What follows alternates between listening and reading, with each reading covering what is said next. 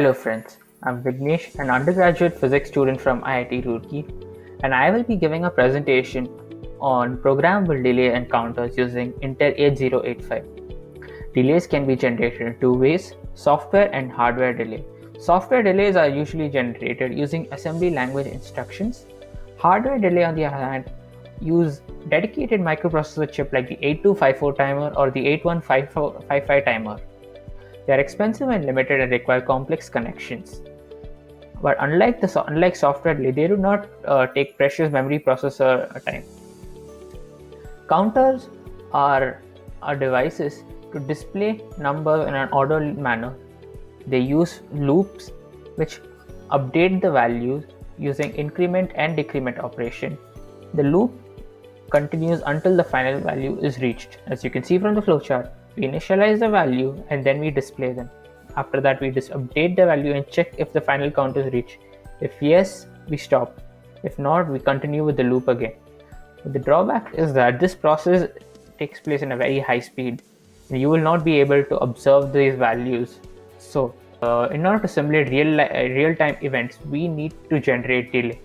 To design delay between two specific events in a counter, we need to generate time delay, and they are usually generated by loading a register with some number and then decrementing the register until it becomes 0. As you can see, we load the register and then we decrement the register and run the loop.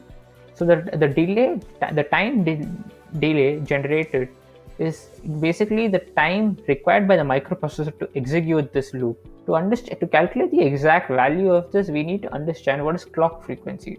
Microprocessors have an inbuilt system clock, which is needed to synchronize all the components of the microprocessor. If all the operations in a microprocessor happen using control signals, and without these control signals, there would be a lot of problems where some signals arrive before others. The system clock is an LC-tuned oscillator with a crystal, and it is connected to the X1 and X2 chip of the 8085, and they are internally divided by 2. So if you want to be giving a 3 MHz clock frequency, the external LC oscillator needs to have 6 MHz. And usually microprocessors operate in 2 MHz clock frequency. So there are n number of ways to generate software delay, but all of them are just variants of these three methods. In all, we will be loading the register with one value and then decrementing it till it becomes 0. Let's look at these three methods. The first is using one register. The second, we'll be using a register pair, and the third, we'll be using a loop within a loop. The first one, we're using one register. Let's just review some of the assembly language instructions. We'll be using the MVI command, which is move immediately. This moves the data to the specified location. So when you pass MVI H20, it loads 20 into the H register, and this is a 2-byte instruction. Then we have the decrement command, which decreases the content of the specified register by 1. So when you pass DCR H after this line, it will become 1F. You have the J and Z on jump on no 0. This changes the program sequence. When the flag register 0 flag is set to not 0.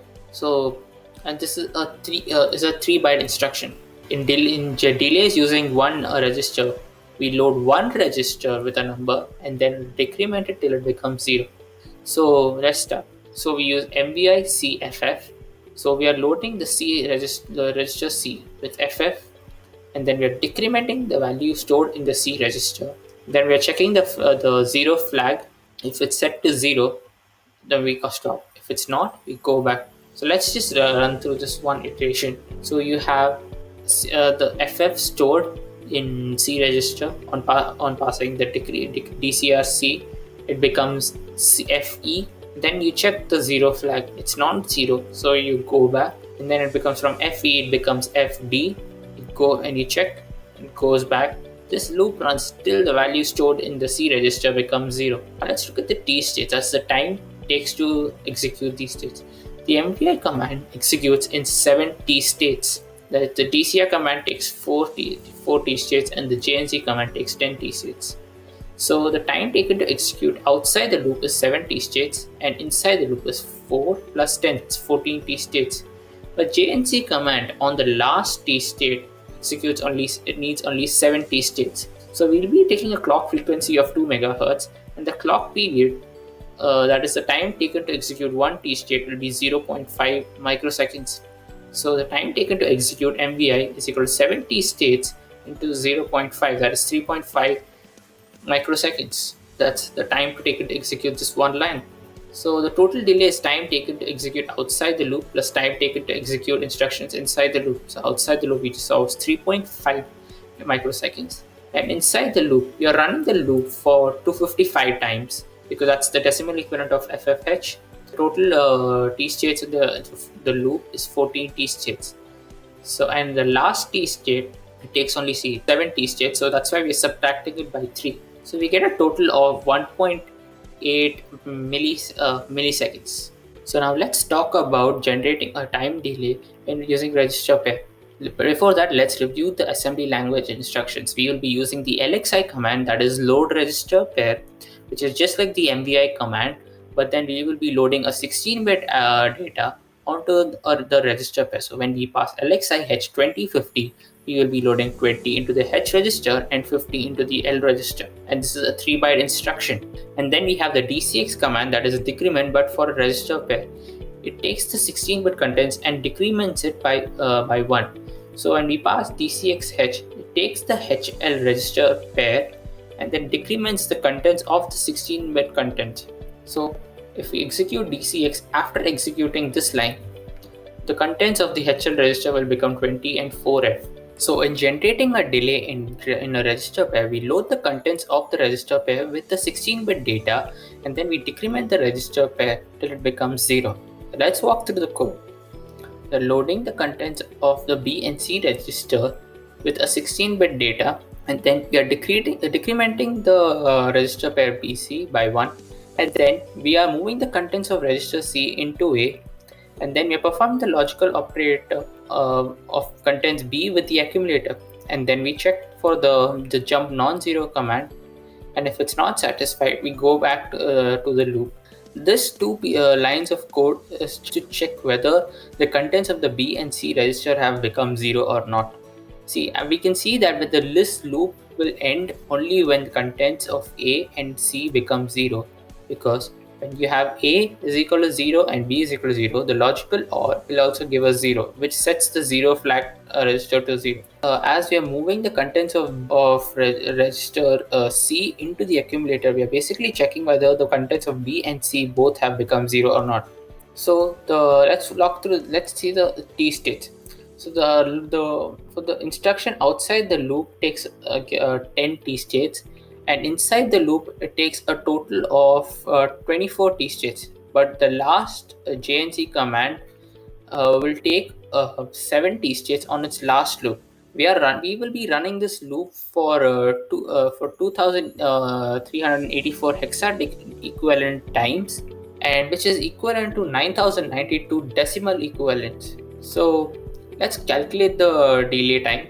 So we have the clock period of 0.5, and we will be running this loop for 24 T states. We will be running this loop for 9092 times, and this gives us approximately around 109 milliseconds. So the total delay is the time inside the loop plus outside the loop, but this the contribution from outside the loop is so small that it adds only 5 microseconds, so it can be approximated to around 109 milliseconds. Let's talk about generating delay using a loop within a loop technique. In this technique, we will be loading 2 numbers inside 2 registers, and the generated delay will be proportional to the product of the 2 numbers that are being loaded.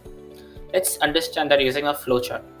We'll be loading a number inside register B, and then we'll be loading a number inside register C, and then we'll decrement the contents of the register C and check whether if it has become 0. If it hasn't, then we go back and run this loop. This loop runs until the contents of register C become 0, and then we go on to decrement the contents of register B, and then again we check whether the contents of register B has become 0. If it hasn't, we go back here and we load the contents of register C. So we can see that for every iteration of the outer loop, there is an inner loop that is being executed. Now let's walk through the code. We load the register C with 8-bit data, and then we load register C with another 8-byte data. We decrement the contents of register C by 1, and then we check whether the contents of register C has become 0. If it hasn't, then we go to this position, again decrement register C. This inner loop continues until the contents of register C become 0, and then we decrement the contents of register B, and then we check whether the contents of register B has become 0. If it hasn't, we go to this position and we again load contents of register C with an 8-byte data, and then this executes the inner loop, and then it again decrements the outer loop. So we can see that for every iteration of the outer loop, there is an inner loop being executed. The inner loop executes for FF hexadecimal equivalent number of times. This is same as the calculations you had seen for generating delay using one register pair earlier. That is equal to 1783.5 microseconds. And the outer loop runs for 38 hexadecimal equivalent number of times. That is equal to 56 decimal equal number of times. So the total delay generated will be 56 into the time executed inside inner loop plus the time executed outside the inner loop, and the total it gives us around 100.46 milliseconds. Let's talk about some of the common errors that are encountered while performing these time delay programs. They usually include errors in counting the number of T states, where people usually add the first instruction cycle to load the loop, and other errors include errors in converting from decimal to hexadecimal numbers or vice versa, and other errors in the jump instructions, where wrong jump locations are set, or the wrong flag registers are being used, or just use wrong jump instructions itself. Before I end my presentation, I want to conclude that these time delays seem very useful in generating real-time events. They do come with some drawbacks. They do hog precious memory processor time, and they also have inaccuracies because of their dependencies with the system clock. And in most of the real-time events, we will be using hardware delays. Thank you.